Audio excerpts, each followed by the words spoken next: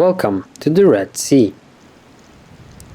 We are still in Africa, though this time at the northern tip of it, which is completely different compared to the reefs down south.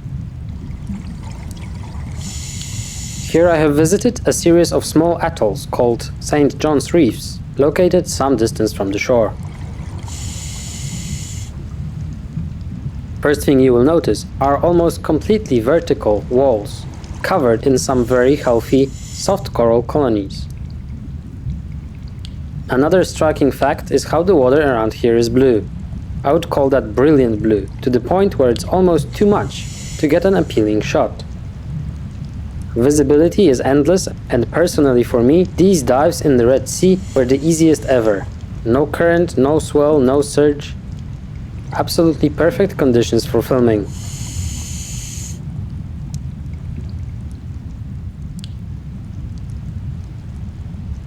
One of the most commonly encountered members of marine life around here is also one of the smallest. These sea goldies basically cover most of the shallow parts of the reefs.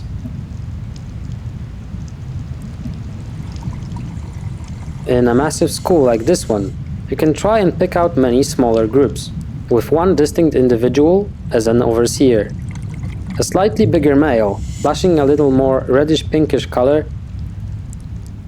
Each male has got a harem of 5 to 10 orange-gold females to take care of.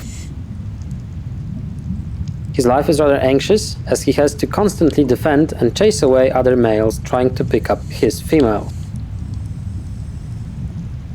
What's more, sea goldies are hermaphrodites, which means in case this male disappears or dies, next strongest female in the harem will change sex and turn into a male.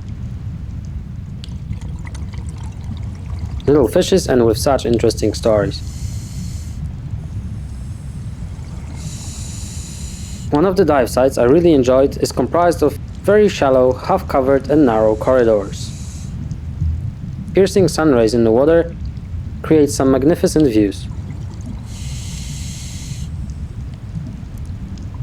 Somewhere around here I have managed to find a cryptic animal with really good camouflage techniques.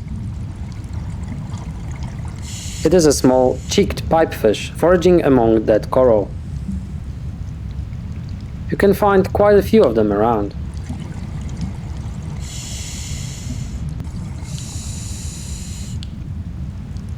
While generally considered solitary, another elongated marine creature, a flutemouth, or sometimes called cornetfish, forms a school.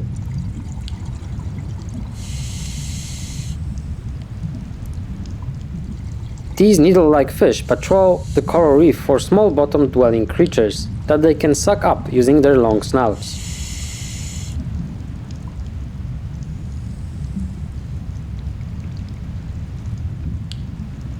Further on, a bunch of 3 striped damselfish hover just above a hard coral.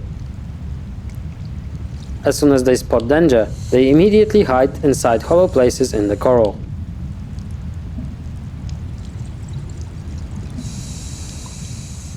During the day, coral cover is also used by blue-spotted ribbon-tail rays, who are easily approached with a camera from the front, where they can see you.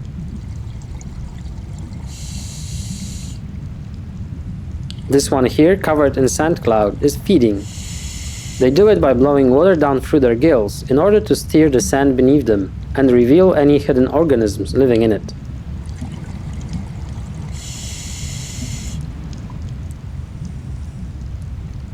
While generally docile, you should not approach them from the back, as they have a sting on their tails, potent with venom, and can use it in self-defense.